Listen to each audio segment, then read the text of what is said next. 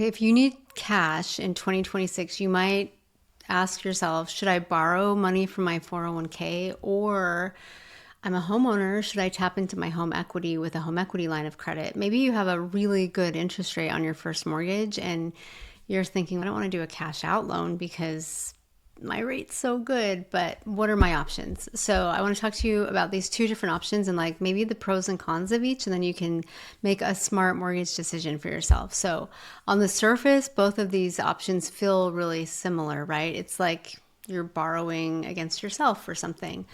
But one of these options carries some, I don't know, hidden long-term risks that most people don't really realize until it's too late. So today I'm going to break down which loan actually is safer in 2026 and the risks that like a lot of people aren't really talking about and which option makes sense depending on your situation.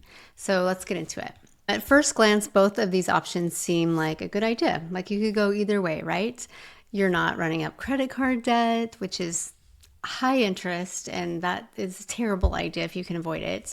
You're not applying for a high interest personal loan, which sometimes you can do. Usually those are capped at like $10,000 or $15,000. So you can there's a limit on how much you can get. And you're leveraging an asset that you already have, which I think is really good. But there are some fundamental difference between borrowing on a 401k loan versus doing it on your home equity. So a 401k loan pulls money out of your retirement investments, and a home equity line of credit, or sometimes you'll see it as a HELOC, it borrows against the equity in your house.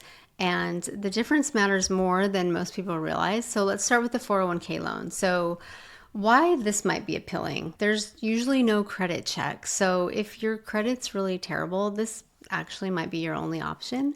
But there you go. That's an appealing reason. There's no credit check. You're technically paying interest back to yourself, and the payments do come directly out of your paycheck every month. So it sounds safe, but here's the thing that most people don't really think about is when you take money out of your 401k, that money stops being invested. So it's no longer in the markets. It's no longer compounding in interest that you're gaining. It's no longer just working for you in your future. And if the market grows while your money is out of the account, you totally miss out on that growth. And it depends on your age too, right? If you're reaching retirement age, it becomes a bigger deal.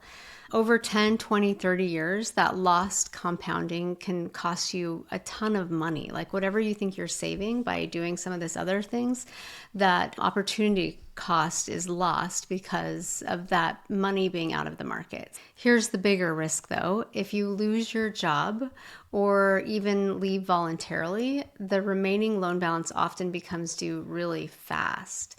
So if you can't repay it, it could be treated as an early withdrawal.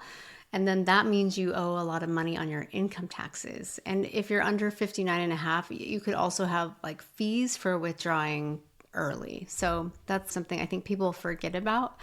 It's not just about borrowing the money. It's about interrupting retirement growth and exposing yourself to tax risk that's tied to your employment. So that's the 401k option. Okay, so let's talk about a HELOC. A HELOC allows you to borrow against the equity in your house.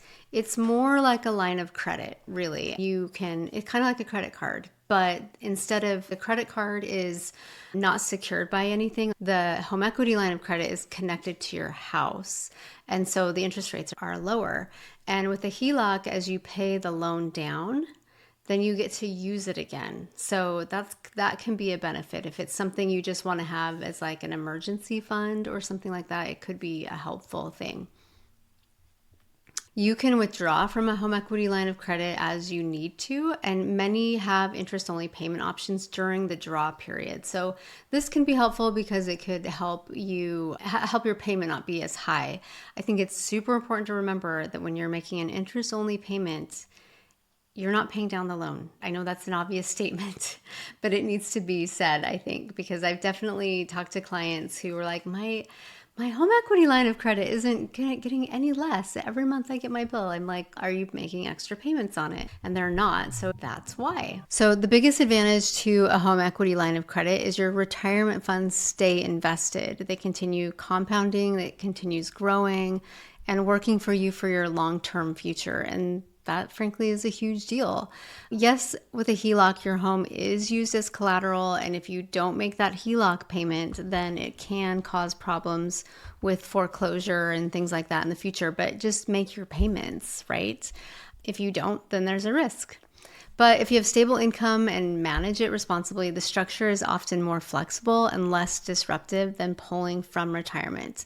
And importantly, your loan isn't tied to your employment status the way a 401k loan often is. So for most homeowners, a HELOC, personally, I think is the safer option. It protects your retirement growth, it avoids job-related payment acceleration, and it keeps tax penalties off the table.